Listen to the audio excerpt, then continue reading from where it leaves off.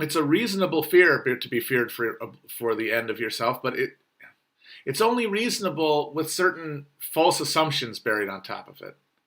Like, in a very real sense, death is not a thing to fear because it is I mean, I know this sounds kind of goofy, but it is just an energy transference. Like, the stuff that makes you up doesn't go anywhere because there is nowhere for it to go, because this is one universe, and it is one, like, consciousness experiencing itself subjectively.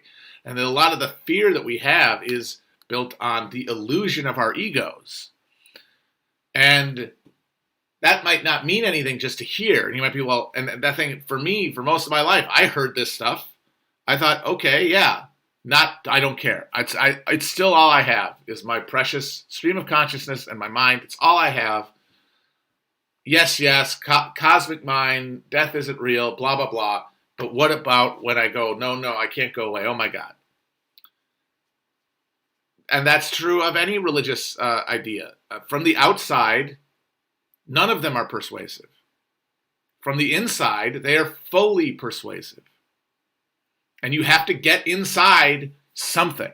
You have to get inside some sort of consciousness shift that abstracts you away from that animal-like terror. Because you're not going to die in the very near future, probably. And if you do, well, that could happen to anybody. You're relatively safe. But it's the fact, I think, that so much of our time is spent alone, really alone, including all the time we spend on the internet. That time alone builds a morbid reification of the ego. It petrifies your ego into this totalizing thing. Whereas, like, social existence, like, there's a reason, one of the big reasons that religion persists in traditional social arrangements is because a socialized life where you are not spending most of your time by yourself with your thoughts is one where there is just simply less opportunity to just build up an ego.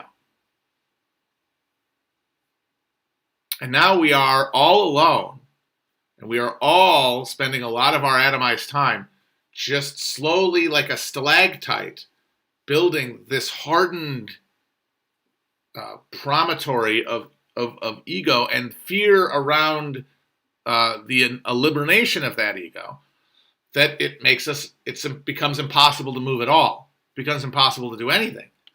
Because anything can lead to a decline. Anything can lead to less pleasure than you have now. And that's what's so funny about woke. Somebody says this, wokeness is a religion. It is absolutely banal to say that. Of course, wokeness is now a religion because secular liberalism is the final, I guess, I don't know if it's the final stage. It's the most recent stage of liberal Protestantism. And before that, fucking Calvinism. It's like there's a straight line from the fucking Puritans to modern wokeness. And what it is personalized Calvinist religious obsession, where there is an individual relationship with God, where your relationship with God is not one of connection, but one of eternal separation. God as unscrutable and unknowable and terrifying, where our only ability to soothe our fear of God is by performing in a way that we imagine that he would approve of. And over time, as the people who believe this center in those urban areas, those big cities, like first Boston and then New York, and as they spend time in their parlors and read their Darwin, the religious, the actual emotional fear of God goes away. And God is turned into, instead, the self. We replace God with ourselves. And so we have to manifest virtue in our lives to affirm our status, to show that we are good. But what this doesn't have at its heart is belief. It's neurotic. It's pure neuroses.